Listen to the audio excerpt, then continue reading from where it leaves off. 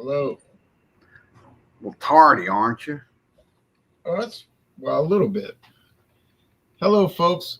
We're live. I'm a little tardy by 1 minute. It's Fandango Friday. I'm in Louisiana with Louisiana Liqueur Reviews. Green Hornet is in Louisiana, and William is in North Carolina. So here we are looking at any liquor. Oh, for Chili William. Any liquor or liqueur. So welcome, folks. Right on. And we got Whiskey Scout, and Come on, Kansas. Robert. Hey, not much. How are you? Been a minute. Well, it's been a very interesting week, and we'll see what goes on. So I have a product that is the last of the ones that I bought at Savannah Discount, and the reason I bought them was because they were 99 cents. Right, I had no particular interest in the products, but Hey, I would have bought it too. I mean, 99 cents for 200 milliliters. I said, you don't lose on that. Even if it's terrible, all you do is throw it out. But actually, I was pleasantly surprised. And if this thing would focus, I'd be even happier. I mean, you'd have to get a better camera. I don't know. Some of these other guys that do hangouts, they told me they got like $90 cameras and they have the same problem. The thing It's not about the dollar amount. It's you got to do your research, find out which one works with systems you have. That's true. So here's Seagram's peach flavored vodka. It's 35% alcohol. It's produced in Lawrenceburg, Indiana. And this is a glass bottle, not plastic. And that's it. There's really not much. Congratulations. So,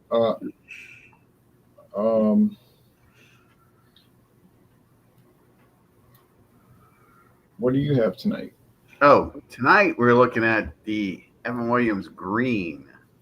Kentucky Straight. What was that? Okay, never mind. No, I've had it. I like that product. There's no. I know. See, there's a little undertow. Anyway, Evan Williams. I'll tell you why. Because it's a plastic bottle, and I take a lot of heat for plastic, and you got one. Yeah. There's nothing I can do about it. I saw it. So let me try it because Ron Terrio says it's a good whiskey. So I'll go ahead and try it. So I'll put aside my bias of plastic, not known as plastic. And I was like, oh, it's plastic. Okay, so we're just going to get so I'll go ahead and take it for the team on the plastic this time. Okay, so as you can see, it's Kentucky's #1 distiller. Kentucky Straight Bourbon Whiskey. Not really sure why this is green. I've been told in the past that green labels are less complex and are less robust than the black labels. So this falls along the lines of your Jack Daniels as a Brooks type whiskeys. So we're gonna check this out and see what it's all about. In Bardstown, Kentucky, where a lot of this stuff is produced at, and it's charcoal filtered just like Jack Daniels. So Yeah, so it's also a sour mash, so I expect it to be similar to Jack Daniels. So it's not the #1 distiller, but they're claiming, which is funny, they're claiming Kentucky's first distiller. Okay, first distiller. Which, as we've learned over the years, a lot of that stuff is a sham because you find the trademark data and then you find out that Evan Williams was trademarked in 1955, which is a little bit later than 1783, but So you think 1950? You think that maybe somebody kind of like threw some coin somewhere saying, "Hey, if you go ahead and like do this or do that, and we can have a kickback." It's just like William said, who's counting? You know, they like to co-opt these old names that may have no relationship to the distillery. Oh, like Jack's beer. There's a great example. Okay, now William, what do you have tonight? Comment on the green label. That means that whiskey cares about the planet. And the survival of the I'm sorry, I didn't hear you. green means it cares about the planet. Oh, there you go. There. I like it. They have certain groups have co-opted that word, green. So Yeah. it's a feel-good word. So we got an ecological bourbon.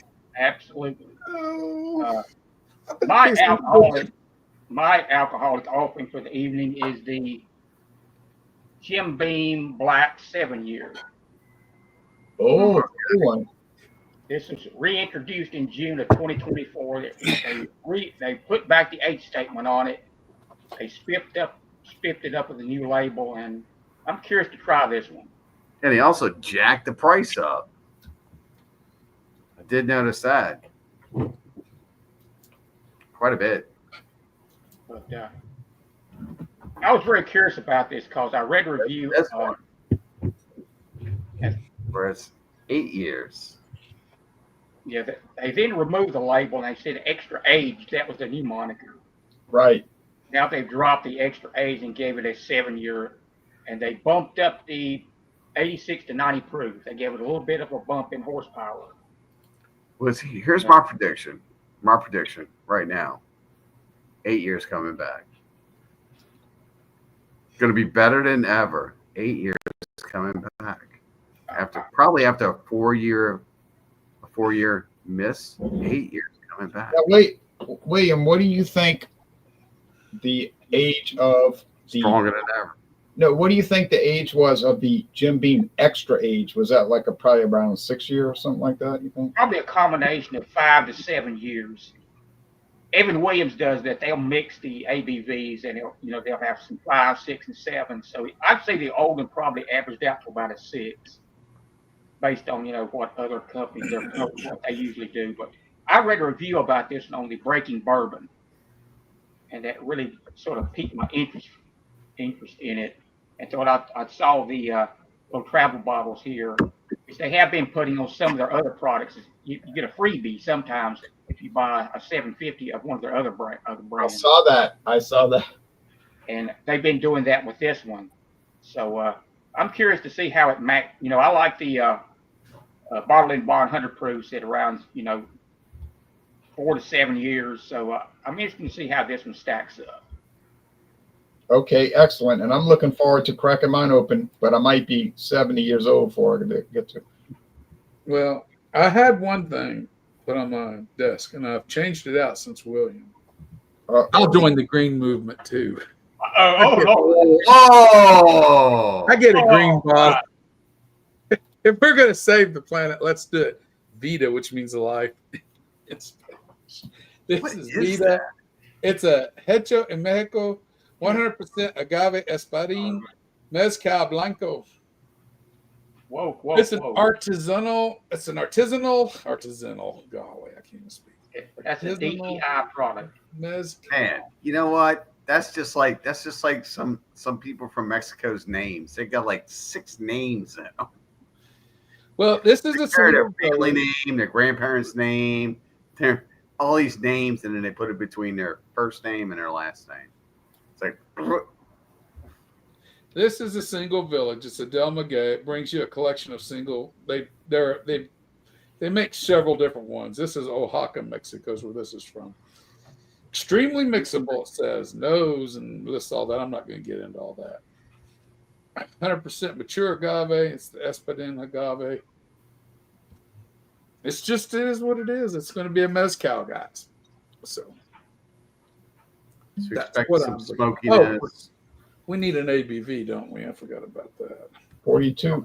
Probably typical 40. 42, I think. Yep, 42 is correct. I even got the little hologram on there. I like those holograms. Like the Chianti. Yeah. On it. All right. Well, this is what I got, guys. So Excellent. And thanks again for joining. Thanks, William, for coming back. David, for coming back. Oh, come on, Claude. So, Robert, is that a mezcal or is it a tequila? It's a mezcal. Okay. It So is expect not the smokiness off of this, of course. It's not a tequila. So For the audience, can you tell us the difference between a mezcal and a tequila, since they seem to be Tequila has to be made from blue Weber agave. Mezcals can be made from several different ones. This one's Espadin agave. Tequila is generally always blue Weber. Mezcals are generally made the older fashioned way, but that's not always true. A tequila and a mezcal is not that different, other than the smokiness. And generally, mezcals come with more proof than your average tequila does. Now here is a clear pretty color. educational. So this vodka has no coloring added, as you can see. It's all flavoring. And another way you could describe a mezcal is sort of like telling people the difference between a bourbon and a whiskey. A bourbon is a whiskey, but not all whiskey is a bourbon, because a bourbon is a type of whiskey, whereas tequila is a type of mezcal.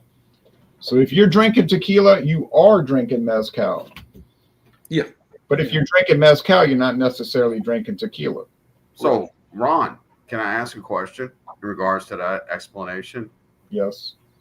So you were going about whiskeys. So there's several different whiskeys, Irish whiskeys.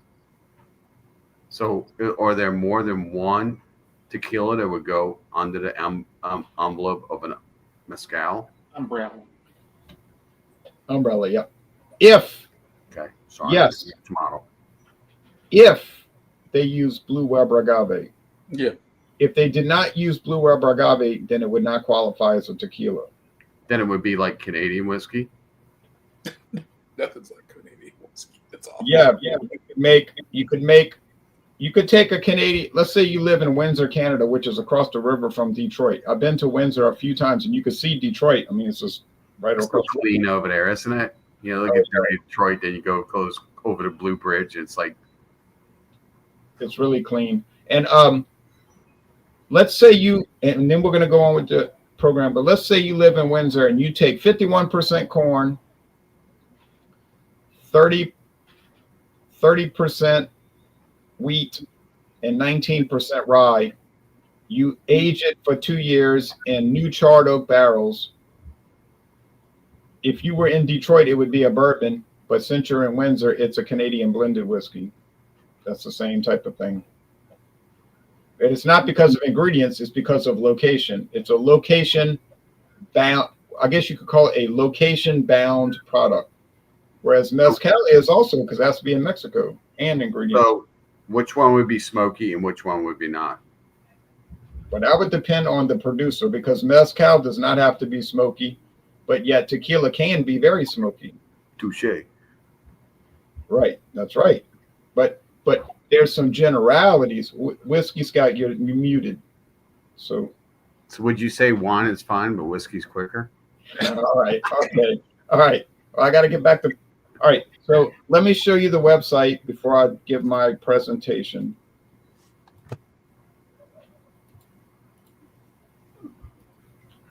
Sounds like they get ready to bark at the moon out there. So here's Seagram's Vodka's website, and it says flavors for every moment. And my moment is peach. There's the regular one. All right, so peach. Learn more. You don't learn much more, though. It just says, life's not always a peach, but Seagram's peach vodka will have you thinking otherwise. This soft, fruity flavor is the perfect combination of tartness and mellow undertones, whatever that means. Mellow undertones. Keep it peachy keen with our peach flavor vodka. So the specifics are basically zero, but it's marketing. I guess that's fine. So obviously it's vodka with peach flavor. Okay. Anyway, back to me. I'll give a quick rundown because this will be very easy to assess. First suggestion, put it in the freezer overnight. Don't drink it warm. It'll taste like syrup. Second, it smells like grain vodka, which is what it is, made from wheat with peaches added of some sort. Taste. Cheers. Cheers. Prost. Yeah. Grain, cereal grain from the body, you know. Peach syrup, which I'm thinking is like peach extract that you could get from these flavored. Well, you can get it at the grocery store. You can get lemon extract, vanilla extract, strawberry extract, and they're blended together. And people, for whatever utilization they have for it, they buy it. I would have no utilization for it because I would never buy something like this because my interest level would be zero. But for 99 cents, then I had an interest level. If you're looking to drink a peach flavored, basically a schnapps, I think is what this really is, but they don't call it that. If you want to drink a peach flavored schnapps that's very smooth, easygoing, mellow, and sugary, buy it. You'll like it. You don't have to demand much because you're not going to get much, but then you're probably not expecting much to start with. All right, so yeah, it's fine for what it is, and it's basically what we all expected it would be. All right, now to a more elevated product, a product that has been on the market since 1955, and it is sour mash Kentucky straight bourbon whiskey. For the record, it does not give an age statement on the label. On the back side of the bottle, it does. Oh, yeah, 3 months. I knew it. 36 All right, months old. well, there we have it. Doesn't say 3 years, so I was like 36. 36 years? I thought I had some kind of like special whiskey. Anyway, so this stuff is coming through. It's your typical Jack Daniels knockoff whiskey, I would say.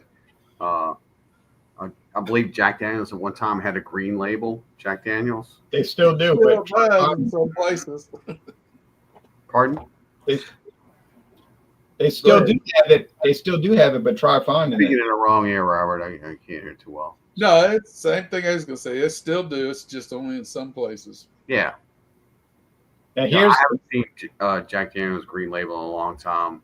Your old Jack Daniels faithful folks were like, "Don't drink that. That's not good stuff." So they always said it was a knockoff or some whiskey that wasn't enough to put into the black label. So those on this is Just a mixer. here's the website. This is how much Heaven Hill. Here's how much Heaven Hill puts into promoting.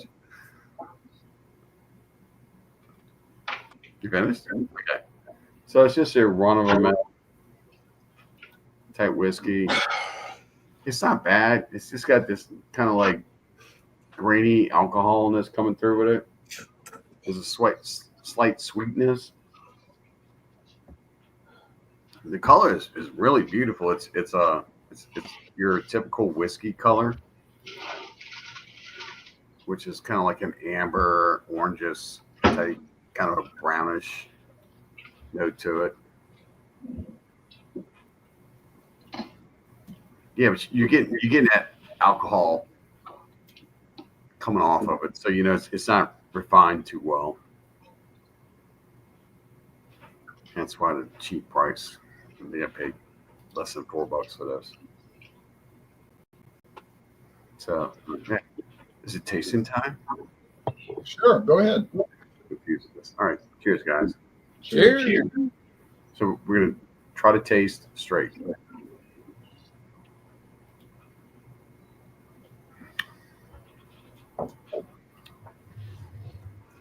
So it's sweet, a little perfumey.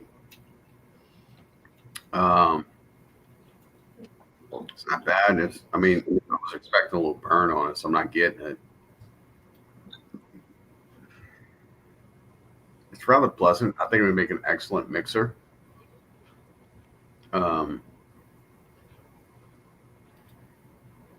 Things that you expect on fine bourbon would be charcoal, kind of a charness, a little smokiness. I'm not getting that at all. There's like a woodiness to it. So I'm not for sure how they made this. I can see it would be appealing to most folks who would pick this up, as long as you can get past the green label stigmatization. Yeah, so it's not bad. And also, I know where you can buy a liter glass bottle of that for $9.99, I think. A liter or 1.75? A liter glass bottle, and I think it's either $9 or $9.99. But we'll talk off air because we don't want, you know what I'm talking about. I'm going to give up any of our sources.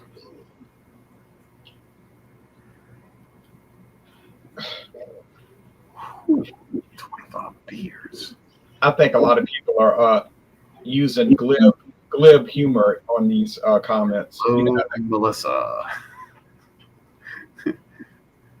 We have a liver transplant for you somewhere. well, you know, the internet is where all the comedians come out to play. That's okay.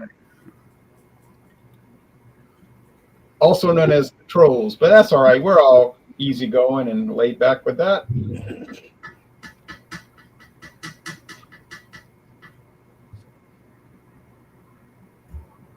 William, your turn. You're up. Ron, we'll pull up the website. I can read a little bit off of the website. Yeah, I'm going to do that.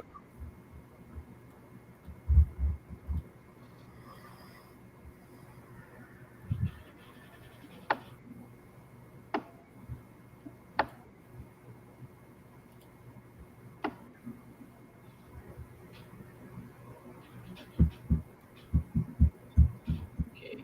Jim Beam Black. Something magical happens to a whiskey in its 7th year in cask.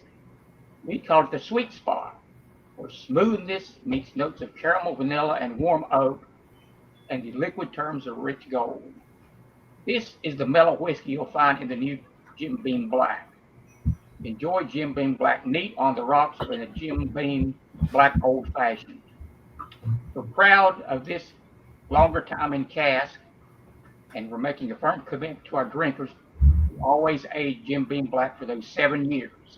Now at 90 proof, enjoy Jim Beam neat on the rocks or any way you damn please. Can I make an observation at this moment that this is a Jim Beam website and they gave their own whiskey 5 stars? That's a smart thing to do because every They gave their own whiskey You 5 got to promote stars. it somehow. It didn't seem to be anonymous, but it was like it was leading that it may have been anonymous, but I'm thinking not. You ever notice that any website you get on, their whiskey is always the finest? Well, yeah. What? There's a highball. There's a highball. What Now, is a William, highball? William. What are we calling a high ball? Yeah. That's a highball. Now, William, What are we calling it? What is the definition of a high ball? You can't just call something a high ball without explaining what it is. tall glass, ice, whiskey, water, soda water, maybe like a lime wedge, like they're showing. I think highball started with Scotch, though. But William, I remember highballs. I remember highballs being made with 7-Up, straight up 7-Up. if this is Jim Beam Black and they say something magical happens, could we construe that they're using black magic? That's what I knew that's what you were going to say. Bro. Oh, black magic. Black Magic Woman, Santana, maybe. Yeah, Fleetwood Mac originated that song. They sure did. Peter Green. The mash bill on this product is 77% 13% rye, and 10% malted barley. The release date was June 2024. 10% gnarly barley. 10% malted barley. Oh, I said gnarly barley. No. And I'll have a few notes on here. Aroma, charred oak with notes of brown sweets and vanilla. Flavor, full-bodied with rich caramel and hints of baking spice. Let's see anything else here about that. One thing, Ron, we talked about this in the past. How well these companies do with their websites versus beer. Yeah. At least they care about the product. They may go overboard, times on some of the puffery and all this kind of stuff. but they do try to present it sell in the most positive light, which they're a company. Really? That's what they should do. But on this Jim Beam, there's also a little compass that sort of points you in the direction of where The flavor's orientation of the flavor. it leans in the flavor profile. So they do little things. That's a nice little touch they do on there, as you see, and I think you probably been your experience when you call up these companies, you've probably gotten a better reception and more information from the whiskey side than the beer side. I called the beer company. They told me, look at the website. Yeah. I called the whiskey company, and they spent 25 minutes on the phone with me. I called Buffalo Trace, and the woman said, okay, get a pen and pencil out, or pen and paper out. She gave me the mash bill of every whiskey they produce. Told me to write it down. Did you do that? I did. Write everything down? Yeah, I wrote it down. It was a lot of information then. Yeah, that looks nice. Okay, William. For 7 years, yes.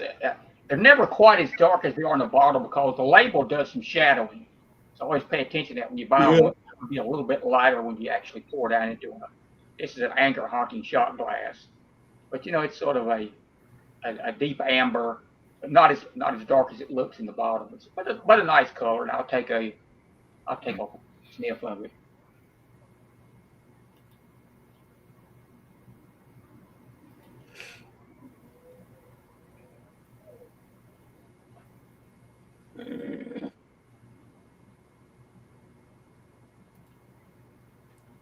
For 7 years, nothing really jumps out. You get just a little bit of the wood, the oakiness, your signature flavor, your signature aromas of caramel, vanilla, a little bit of a little nuttiness, which you often get a little nut, and especially in the Evan Williams products, a little bit of nuttiness. But nothing, screams, out, dominating as far as the aroma wise. So William, I have a question. Sure. Since this is stamped at a 7-year age, would you feel that it's more gravitating toward the original Jim Beam or more toward Knob Creek? Since both products are made by the same company. I think probably by the way, they're trying to present this as a quality product. They're pushing it a little bit more toward the Knob Creek, I think, slightly. Because you can tell by the way they emphasize, how 7 years is magical, and how Right. I think they are quite distance itself a little bit more from the original Jim Beam White Label. So have you have you had the 8-year-old Jim Beam, the older? I've not had I haven't had the lineup of Jim Beam extensively. I've had, obviously I've had the original. I've had some of the flavored ones, which I think are pretty good for all outliers. But I haven't had them yet. I wish I had to have a former reference for this. But I'm going to. But anyway. So you have tasted the Knob Creek version? I've not had the Knob Creek either. Okay, that's fine. So, I'll take a cheers on a Friday night, Fandango Friday. Cheers. Cheers. On a historic week. I don't know why it's so historic, because we have a hurricane in the Gulf in November. Yeah, that's why. Well, different thing. Why. Sure. That's why. Just roll with it, Ron. Just roll. Because it's a Mexican radio. Oh.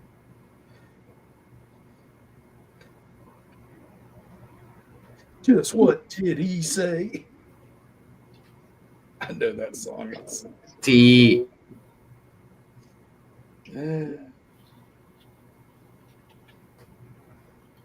Eating barbecue. Every time I have the first sip I do on a whiskey, I get a little bit of white noise in the ears.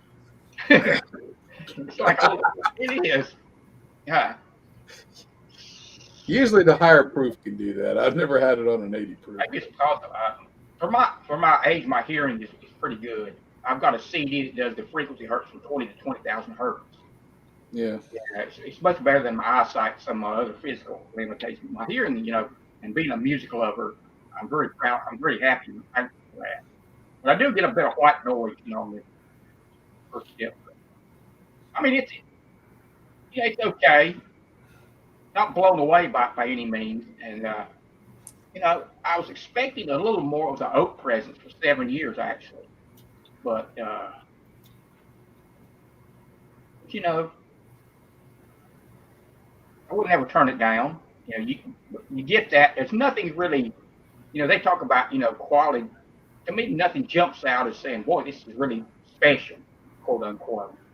Like I said, you get your signature flavor profile, the caramel, vanilla, a little bit of a peanutty, like butterscotch. You get that sweetness, but I'll have to take a follow-up sip here. And William, would you like me to talk about this a minute? mm-hmm. I believe that most of the Jim Beam flavors are very close, regardless of how long they age them. I also believe that with the Four Roses, that they're very close in flavor. No. Robert? No. I'll take exception to all that. Pardon? I take exception to all that. Oh, do tell. I don't have to tell much, but they ain't the same. I'll tell you right now. Well, I'm not saying they're the same. I said they're very close in flavor profile. If you want to classify it as a bourbon, and how that follows the bourbon profile, but no, I'm just saying that Four Roses Beam itself has this very distinct flavor that goes across the lines. Yeah, Nothing that's really like pulling out of it. I think what you're trying to say. Like this, I think what you're saying. I think what you're saying is they sort of have like a house style. Yeah, I mean one would think that if it's aged a little more, or if it's elevated, that it would taste a little different. First, if you're one of those people that's saying, okay, I have a dollar amount, go with the white label or the black label. I'd say go with the white label because you're going to get the same what and what. It's sort of like I noticed with I noticed with Buffalo Trace products, they seem like they have a very similar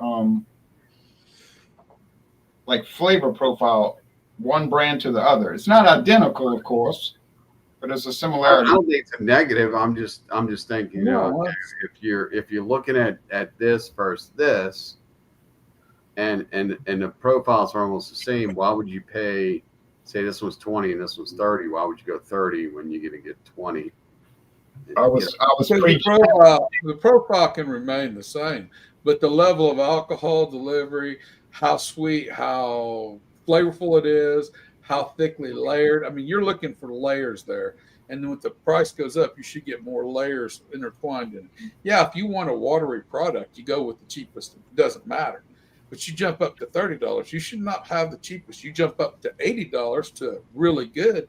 Well, I agree. If you jump that high, there's no comparison. There's no comparison between Knob Creek and Jim Beam White. There's just none. You might get a faint bit of that peanutty note, but overall, the depth and the layer and the depths is just totally different. I've been both ways. I do believe I was presenting another Jim Beam. Yeah, that's fine. I've got that same one. I've got several 8-year bottles. 8 year. I think I got 2 left because I bought them when they went out of stock. Didn't you and John and Illy do an examination of that? Oh, they're good. That's better than a white label by a long shot, I think, personally. Yeah. You get a lot but I also better. believe that the profiles are very close. So if you're looking at 20 or 30, you're gonna go with the 20. That's up to you. That's an individual choice. I don't think it's that similar, but I mean it is if you're looking at the same basic bourbon style from Jim Beam, but when you're aging it, you're aging out a lot of those. Right. It's not like you're bringing something like this on board. That's a whole different ballgame. Right. Yes. But it's the same company. Yeah. Yeah, and this It's like Baker's. Baker's between Baker's and Knob Creek. There's not they follow that elite line from Jim Beam, but I can drink Baker's, but I don't care for it. It just does not carry over for my palate like Knob Creek does. What about There are people that love the I Baker's. agree with Baker's, man. I'm just not getting it. I'm just not on board with like how it's been like. And what's the 43% version of that? Can't think of the name of it. Basil Hayden? Basil Hayden. Basil Hayden for 43%, or I think it's 43, 42, 43, something like that. Maybe it's just 40. For what it is, people poo-poo on it an awful lot, but that is really, it packs a lot of flavor for what you're getting there. I don't mind. Robert, have you had it lately? Have you had the newer ones that are coming out? No, but they've started adding toasted oak and different things with it. Yeah, I find like the basic one to be thin, and I was actually surprised that we can find in our area for 35. Yeah. You know, I was like, holy cow, that's a low price. Let me go ahead and try that. And I bought it up for recommendation. Yeah. And I was trying. I was like, ooh, this is kind of thin. It's Yeah, not, but it's don't hit you. Back in the day when it was like one of the really good ones to try, and it was really good. Yeah. But it's like everything. It's like when something gets popular, it seems to be like.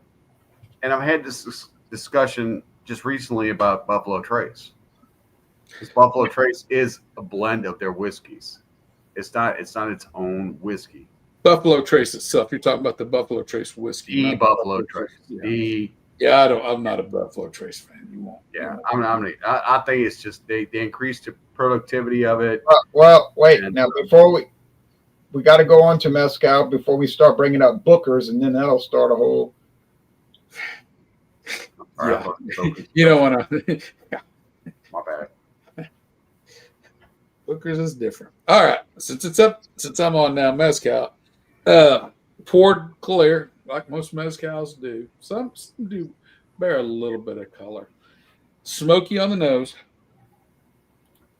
Here's what I show if I'm trying to prank everybody. But it's not Monte Alban. That's for.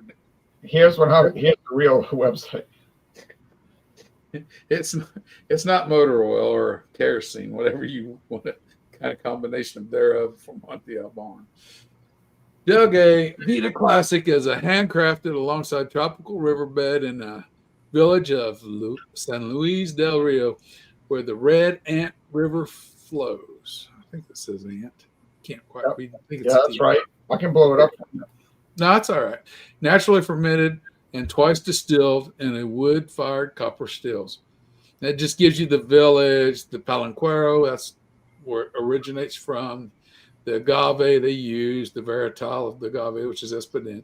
ABV 42%, still type copper. Because a lot of your mass-produced tequilas are all done with stainless steels. A lot of your mass-produced tequilas are also done. They steam the agave instead of cooking it in traditional fire bed. They steam it in the. So it's done a lot of different ways for your traditional tequilas. Generally, these are better. For me, it's fruity. The nose brings fruity. It's like papaya. A little touch of peach in there.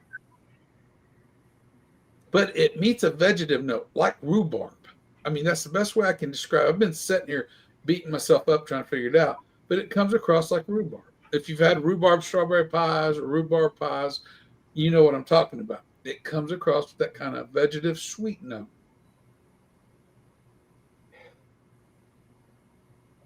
And there's a background of a little bit of vanilla in it. Ever so much touch of cinnamon. No, not a lot, but a little bit. And that's mainly on the nose. Are we going to go ahead and go through the whole thing, Ron? I don't see why not. All right, then I'll go ahead and give it a taste too.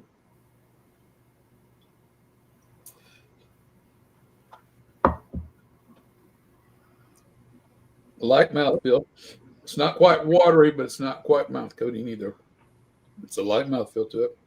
A little bit of burn up front, but not a heavy one. Now you get a little bit more of the cinnamon and vanilla and the mouthfeel. You still bringing that vegetative agave taste to it. Still got the smokiness going on. Just a little sour note to it. And there's just a touch of sour note. That sour note makes the sides of the tongue and my saliva glands down here really water. Not a long finish, but it's a very mild finish, but not overtly long. And the sweetness on it, the finish is nice. If you like mezcal, you gotta like a mezcal. Oh yeah, I love it. That's for sure. I didn't. While you were giving a description of it, I was noticing that their website is amazing. It goes into like encyclopedic detail. Mm-hmm. Now, personally, I didn't get the ginger, the sandalwood, banana, or tangerine. I didn't get any of that. Ooh, I don't remember getting anything like that off of mezcal. Yeah. It's not drinking the right stuff. That's mainly papaya to me. I mainly get a lot of papaya, just a touch of that peach note, that sweetness on that peach note. But you don't lose the fruitiness when in the palate. In the palate, the spicy cinnamon does come forward along with the vanillas. They're more prominent in the palate than on the nose. But the nose is really heavily fruity with smoky background. It just is. It's not bad stuff. I kind of like it. That's a whole lot of groceries in that, man. I don't think I've ever experienced that in mezcal. Well, that's what I do see that product that he has around Metairie, Louisiana. So it's something we could buy. It's the cheapest entry line to the what's the thing? The San Luis del Rio or whatever it is, the Vita line. I've got another one up there, but this was like $45-$50 when I bought it. The other one's almost $90. It's a little more expensive. Yeah, I noticed they were a little pricey. Yeah, they climb pretty quick. But you're getting an individually made small. I mean, I can't say how much they produce, but usually these are smaller distilleries. Oh, my whiskers is bugging me. They're smaller distilleries, lower production generally. They're like farm distilleries, for lack of a better word. So you believe that's the price? That's the push for the price on this, because it's a smaller. Yeah, that's part of it. You're getting more of a handmade product in this situation. But isn't everything handmade? I mean, don't they? They got the donkeys. They got the donkeys. Yeah, they're using their. They got the donkeys. Okay. Yeah. Okay, they're using a traditional Tahona, which they pile after they cook the agaves in the ground. They'll take them, bury them out, put them in the Tahona. The donkey on the whatever it's called that runs around the Tahona, and it's got a big stone wheel. And they did it for centuries. And they just ground. That's how they ground an extra. They use the old Chevrolet with the 350 going. Well, some of the companies, some of the bigger companies, you'll notice they use like an automated stone. Oh yeah, got like a little motor, and it goes around with a motor. Right. Well, no, the bigger companies they just throw it in a shredding machine.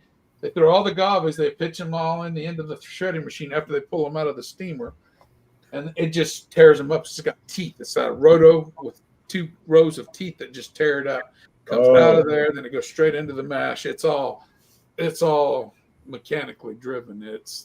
That's your big distilleries. That's how they operate. They've got to make, the most money they can for the least amount of effort. And that's just, this is more artisanal. I mean, if you like an artisanal product, this is your thing.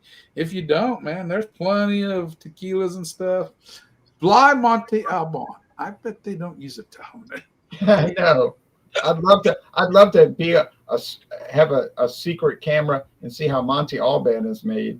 Yeah, it's got a little. I think they put a little bit of kerosene in it to kind of help it out. Kerosene. that thing is almost unbearable. I've been sipping on Monte Alban, and every time I bring it into a taste challenge, I'm like so stunned. It is distinctive. And yeah, it's memorable. And I just I'm like, oh, what am I? This is a travesty, really. But it's funny. It's kind of funny in a very. Is it funny? Ha ha! Funny like a clown. It's funny. It's comically funny, and it's Funny. bewildering. It's bewilderingly funny.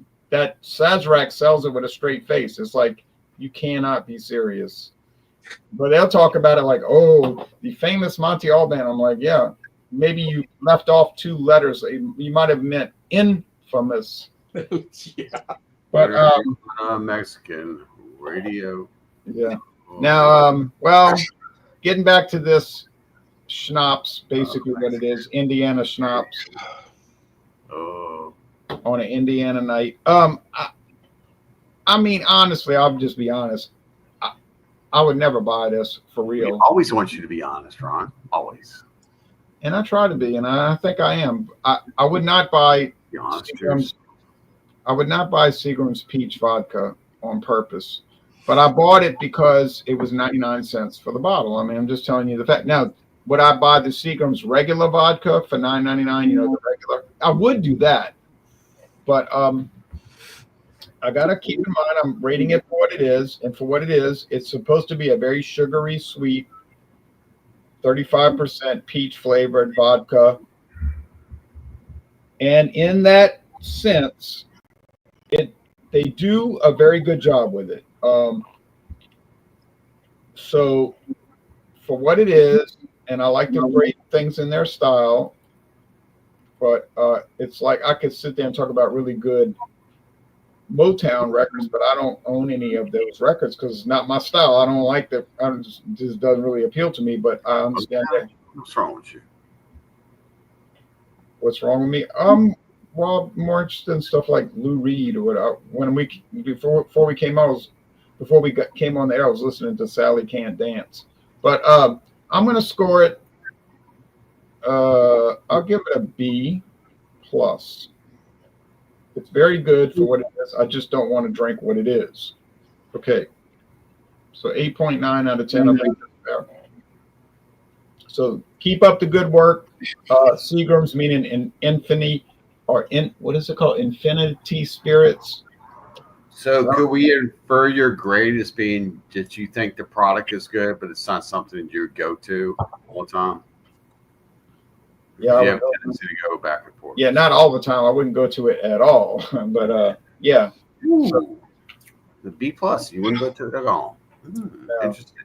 It's just not for me. But I'm not gonna waste it. I'm gonna pour a little bit in coffee every morning and dissipate it, and then I'll be like, good, it's gone. Every morning. Till it's gone. Every morning.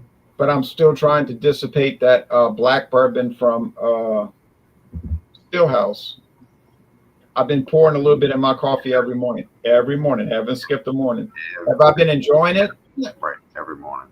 Have I been enjoying the Stillhouse black bourbon in my coffee? Not really. But it's a way to get rid of it, But so as far as promos, Watch auto parts with it. It'd probably be better. come on. So as No, far I'm not kidding. I've done that. So as far as promos, next Wednesday, this Sunday, we're going to do Super Sunday. You can bring anything you want: beer, wine, liquor, orange juice, coffee, tea, milk. Then on November 13th, we're going to do malt liquors, any malt liquor. People always seem interested in that. Then on the Friday, the 15th, another Fandango Friday. And I do not have any more Seagram's flavored vodka. Sorry, no more. And then we got more themes coming up, but I don't want to put too much information out there, get people confused. So that's about it. As far as show and tell, I mean, I broke open the Trader Joe's 10-year Highland single malt, which has an identical label, practically an identical label to Alexander Murray and Company's independent bottled scotch. because that's who does it for Trader Joe's. And I was oh so pleased with that Alexander Murray and Sons Trader Joe's 10-year Highland single malt. But I'm not going to show it right now. I don't want to hold up things. So that's bad. And what the hell? Oh my goodness! What? That ain't gone yet. I need to cut that thing and get it over with. Well, or something. I mean, really, just chug it. Yeah, you just need to check it. I was at International. No, we're gonna have another. What the hell? I was at International Market. Did you buy another? No, I did not. In But they 2020, and I bought this in 2020. No, I was there yesterday, and they still had a bunch of bottles on the shelf, and you could get it for $3.99, but you got 2 bottles for $3.99. Oh, The pepper. Yum yum yum yum yum yum yum yum yum yum yum. Okay, while you're yumming, let's go on with my review. Evan Williams, green label, 3-year age. This is says genuine sour mash. It's from Kentucky, basically 80 proof. It's a Jack Daniel's knockoff. Smells good, tastes good. Be a good mixer. It's cheap. You know, if you don't have a whole lot of money, check it out. It's not a bad product. It's very kind of wood forward and less char. So that is it. Score, I give this like 8.5. It's not bad. A B. No promos. Have no reason to prolong this. A B. That's fair. That is it. And it's also charcoal. Enjoy. My review is done. Move on. It's also charcoal. You've said enough. Move on to William.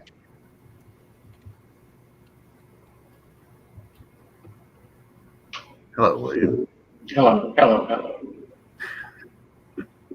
Took another sip of this one.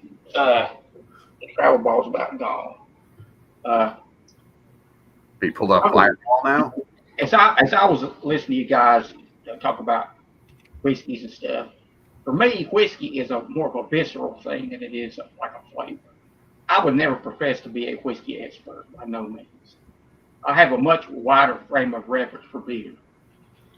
So I take that into account every time I drink one of these. I do enjoy them, but like I say, it's it's the visceral, the burn, the hit up front, compared to like a beer. If I made an analogy, it was like if I'm riding my motorcycle, I'm cruising down the highway at like a quarter throttle. All of a sudden, I twist it to the stop. It makes my arms want to jump out of it wants to pull my arms out of the socket. It pulls me back in the seat. I said, whoa, that felt good. That really felt good. It was a visceral thing, and that's what it is with me with whiskey. I like the burn. I like the hit up front. Look at this. This is 90 proof, 45 ABV. Versus 5 for a Budweiser. 9 times as much. It's a totally different drinking experience, and that's the way I approach it. I'm not a whiskey sommelier, aficionado, but I do enjoy it. And this one, the 7-year Jim Beam. There's nothing compelling about this that makes me want to grab it again on the shelf. I will say that. It's just that it's fine. It's smooth, which some people say smooth is bland. One person's smooth, another person's bland. And so it gets into that. Perhaps, Gina. Perhaps. And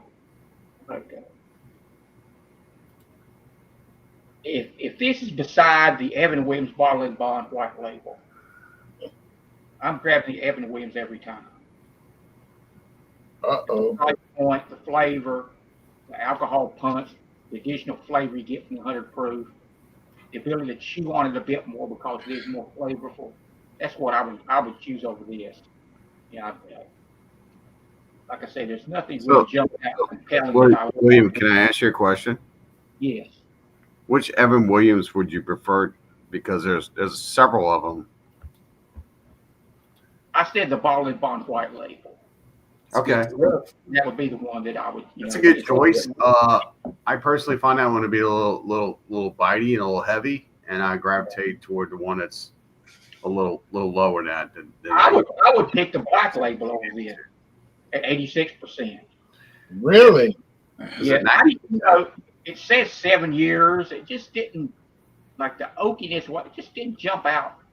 I was drinking it on a clean palate, but I would say, and after the Breaking Bourbon did a review of this, and they basically trashed it. Whoa. It really, they did not like it. It got a 2 out of 5 barrel. You're dealing with elite. Yeah, I was kind of concerned about that because they had the 8-year and it kind of went away because of circumstances of economy and world, whatever. And then they came back with a 7-year, which I thought was a little going down the level. And then I was concerned about the quality of the 7-year. Like, okay, you're gonna release a 7-year, but you already had an 8-year out. And then I was also concerned, well, how good is the 7-year going to be? And so that was my question a lot about, is it more like Jim Beam or more like Knob Creek, but that's okay. The Breaking Bourbon uses 5 different categories: nose, palate, finish, uniqueness, and value, and then an overall score. I would probably go a 2.5 across the board for this. Mm-hmm. It's just right, it's sort of middle of the road, but not exceptional in any one way. And I do have something now for. Now, Robert, you made a statement. You were saying something about them. You said you made a comment. What did you say? About what? Evan Williams? No, I think Breaking Bourbon. Oh, they're kind of an elite group of guys. They know their stuff, but they're quality. I mean, they really do. It's just not one of them. It's a group of guys get together. They average everything out. They all know their stuff real well. But you got to remember, they're coming from an elite status where they're comparing high dollar bourbons that most of us can get, and their palates are tuned to those bourbons. Yeah, I did know though that they didn't approach this with a snobbiness or an elite. I thought it was a harsh, in a sense, negative review, but I thought it was fair. Yeah, no, I'm not saying that. I'm just, when I say elite, I'm talking about their palates are certainly more attuned to more of a they can pull out quality bourbon. These guys can pull out some flavors that I couldn't even pick up on a microscope. Right. But I will never say they know their stuff. I look at their reviews. I'm not. I do have a little news to report tonight on my Taco Bell packet. Oh my gosh. Did they run out? I would pass out cigars tonight if I could. Virtually, I would rather do it. We have a new addition to the family. Oh, yes, I know what's coming. Okay, Ronald Terrio knows. Of course. I haven't eaten. We have a new one. 6 months. Ish. Omar Apello's Disha Hot. That's a Taco Bell now? Yep. It is. Cost you 20 cents for a packet. I got one today. 20 cents? Wait, you just don't order food and they give it to you? No. Hey, it's a special. This is their ultra premium. This is their Johnny Walker Blue Label. I gotta go try that now. You got my interest peaked. Yeah. There are certain products you get it with the meal. I wasn't going to, it was 20 cents. What the heck? I ordered a couple of items. I survived trouble. So I haven't found out. I haven't determined quite yet how to integrate it in with the other ones. Or Taco Bell had chicken nuggets. Whatever. How this appeared. Whatever. I wanted the other package. Like fake food to me. Everyone has a chicken sandwich or a chicken nugget. Whatever, man. I won the Get your package. chicken skins. What's your go-to, William, when you go to Taco Bell? What's your go-to? My go-to. Yeah. For I'll me, get it's a crunch. Yeah, for me, it's a Crunch Wrap Supreme. For me, Taco Bell is the same item repackaged all over. It's pretty much, you got the meat, the beans, the cheese. Right. It's pretty much the same stuff, just reshaped.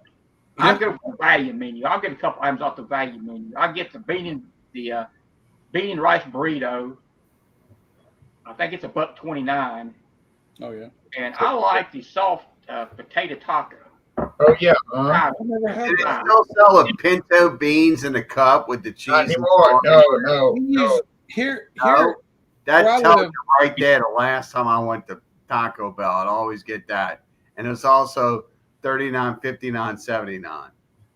where I live, Taco Bell's a half, 3/4 of a mile that direction. I will go the full mile to Taco Tico. I haven't ate at Taco Bell, honestly. Oh yeah. Well, Probably in the- you can't even mention Taco Tico and Taco Bell in the same sentence. It's not fair. No, it's not. Well, But, it is for me because I get Oh, to enjoy I it. got some Taco Tico coupons. We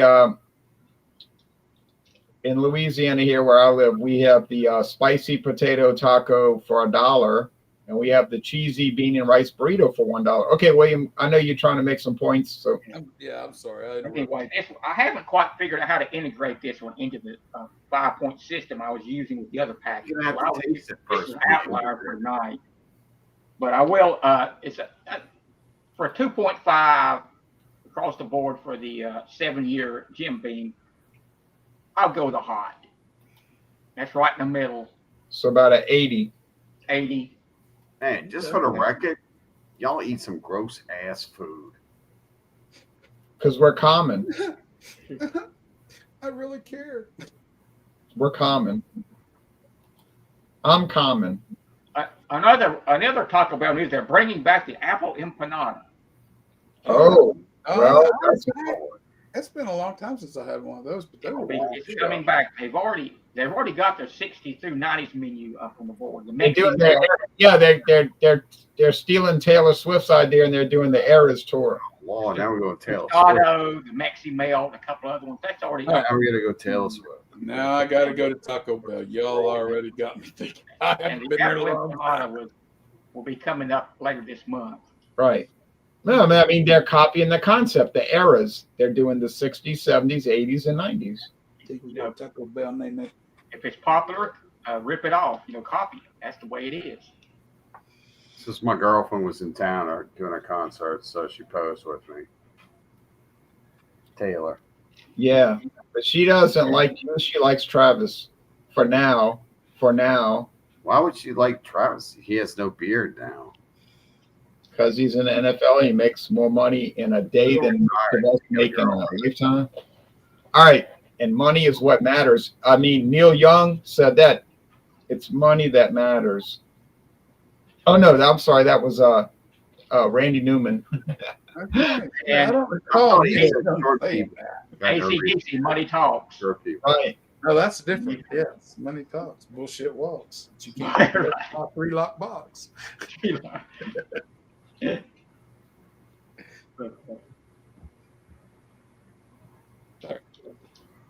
Any promos or announcements or anything? No, it's we've been having unseasonably warm weather here. It was 82 degrees here yesterday. The low morning temperature was 64, which is 23 degrees above Same normal, here. 41. So Same here in Louisiana. I've been trying to get right as much as I have here lately because I know in December they're predicting December a sharp cool down. But right now, I mean, today it was like almost summertime weather.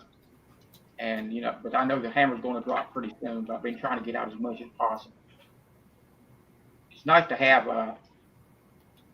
yesterday was 82, which tied the record high for that day this day in November. Today it was probably upper 70s. So, very good weather to get out.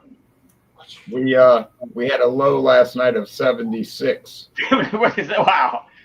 That's more than 64, but We're going to have a low tonight at 75. I don't know what the low tonight's going to Low. be. Around 30, 35, I think. 35. Oh, golly. Yeah. It's supposed to be chilly for the next couple of nights. It's It's been raining all 77 day. right now. We had Oh, a cold front come through. yeah. Low was 76. So we're not really going to change. We have the outer bands of Raphael wrapping around us. Raphael's supposed to go up a little bit and do a big ass U-turn and then go south. So we're gonna get some of Raphael for our weekend. Outer bands, lots of rain, winds, and whatnot. I was supposed to be on a well out there west of Goodman, Kansas, almost to Colorado. But they lost circulation. They had to plug it. They could never get it back, so they have to skid the rig. Anyway, Now, I missed out on the first. What I'm saying is, y'all west of that front, right? We're east of it. So the front hasn't hit y'all yet? Well, it has. Well, actually, yes, it has. It's already came through because it's raining right now. You're gonna have low. We didn't get rain. We didn't get no rain for most of July, August, September. And this first 2 weeks or week and a half, whatever it is, 8 days worth of November, we have got dumped on. I mean, dumped on. So everything's mud. Dogs are covered in mud. The jet stream split. But what I was going to say is usually when I'm on the job, I catch the first snow out there in Kansas, but I missed it this year because the rig got delayed. So, now, Robert, do you prefer the cold weather or the warm weather? Cold. Because if everything goes down, I can still heat my shack with an electric heater I bring. If everything goes down in the summer out there, I can't heat that. I can't cold that. There's no way to make that geoshack any cooler. But always been this is my theory. I like the cold because in the hot, you can only take so many clothes off. Then you can't get no more cold. In the winter, I can dump clothes on and stay warm. So put on a lot of. Yeah, you take all your clothes off, and your unders are still sticking to the inside of your leg. I lived in Louisiana for a year and a half. I'm well aware of what it's like. That's where my wife is from. Now, wait, what were you trying to I don't say? think a year and a half gave you justice of accident. Oh, no, it was plenty for me. Trust me. Oh, no, sir. You need to spend several years down here. Robert's living out in Kansas. That was part of Trump's Red Wall. That's where wearing this big old baggy shirt. Nebraska, Kansas, Oklahoma, and Texas all went red. I Right in the middle of the country. That's flower country. The red wall. I will not be shy. I'll tell you, I voted for Trump. I've always voted policy over popularity. Hey, Jay, remember when we took that trip to Texas to check out Trump's wall? And I made those big old pictures. I was like, check out Trump's wall. And we're out there. That was interesting. It was interesting, yeah. Anyway, are we going to give my sporty up for my? I know. I was just bringing William in because Get it on. Okay. Yeah, I'm giving it anyway. I'm giving it an 88. I've had better mezcals. I've had worse mezcals. This is a B plus. It's an 88 for me all day long. As far as what's coming up, I did a short. I got to edit it and put it out. This will be my next. Oh, wow. Fancy thing. Video for next Wednesday. What is it? I got to get it done early because I might go out on the well. Yeah, what is it? Yeah, what is that? That's Horse Soldier. Who? A Horse Soldier. That's a bourbon whiskey. It's Horse Soldier Reserve, barrel strength bourbon whiskey, 60.85% alcohol by volume. It's signed by the guys. That movie they did were the Special Forces guys and went to Afghanistan and had to ride the horses. I think Liam, whatever his name is, played in the movie and stuff. I'm not sure. But anyway, I was going, my son, I've had this bottle for a couple of years. My son was living in St. Joe and I was coming home and I stopped at a liquor store up in Leavenworth and they had it. I paid like, I'm thinking $70 range for it if I remember right. Wait, how much? $70 range. I don't remember. Is Leavenworth a prison? Yeah, that's a military prison, but I mean, it's a town in Kansas. That's just where the prison's at. But when you go to St. Joe, Missouri is just up the road about another 35, 40 miles. So where is St. Joe, Missouri, and proximity to St. Louis? It's all the across way on the other side. It's up on the west side. St. Joseph, Missouri was the Robert, jumping off. let him answer. St. Joseph, Missouri was the jumping off point for the settling of the West. From St. Joe, Missouri, that's where you had the Oregon Trail and both the Cimarron Trail started. So where is that in Everything there. proximity to St. Louis? St. Louis, it's across the state. It's across the state and a little north. If you take I-70 from St. Louis to Kansas City, then from Kansas City, you're going to go north about another 60, 65 miles, maybe, something like that. It sits right on a high bluff above the Missouri River. So it's around the corner of that tree and down the road. It's a little bigger town than that. It's one of the oldest towns in that whole entire area. Well, I was just wondering because I made a trip to Missouri and I came back with Stag, which I thought was really great, low end beer. St. Joe is worth visiting. You can see they got the house there where the train robber guy, the brothers that robbed the train. Jesse James and Jesse James. They got the house for Jesse James. They picked it up, moved it. You can see the bullet hole in the wall where she got shot in the back of the head while doing the thing with the picture. They got that outside the museum. The museum is very. I always go to old museums. I enjoy museums. And did you go to the Civil War Museum when you were down here? Oh yeah, I went to several. I don't know if I went to any in New Orleans. Brian didn't take you to the Civil War Museum? No. No, we did a lot of alcohol shopping though. Yeah, we did. I need to come back down there for another day or two of that. But I got to get some work in me. I got to get some money built up. The St. Joseph, Missouri. There used to be a brewery there, and they made a country club malt liquor. And, yeah. All right. They got a little brewery that's doing the same thing, but it's monikered that. I stopped at it once. Can't think of the name of it, but they actually have a 6-pack of the Old Country Club, but they're doing their own version. It's a little small. What they call them breweries and little bitty ones. Craft brewery. Nanos, minis. Yeah, craft brewery version of it. Yeah, it's not bad. Yes, I remember it. Okay, well, we had a lot of very interesting observations tonight, and we looked at a lot of good products, pretty good products, I guess. If you want to drink a peach schnapps, go get Seagram's peach. And if you want to get really sick, drink a lot of it, and next morning you'll feel terrible. Yeah, no. If you want to drink an inexpensive bourbon, then you can get Heaven Hill Green Label. It's charcoal filtered sour mash. Is it great? No. Is it tolerable? Yeah. It's all right. It beats a lot of higher priced bourbons. It does do that. Now, it's really low, but it can hold its own against other little bit higher priced bourbons. What I got today? Oh, I have envy about that. I'm envious. If you want to drink a 7-year aged Black Magic bourbon that is inexplicable because they used to make an 8-year age, so they're telling you on their website how awesome it is, but yet they used to make an 8-year, so why don't they make it even more awesome? It's kind of bizarre. You could buy the Jim Beam Black 7-year, which I have a bottle, but I haven't opened it. And then if you want to try traditionally made mezcal, then you could buy the Life, the Vita, the Life.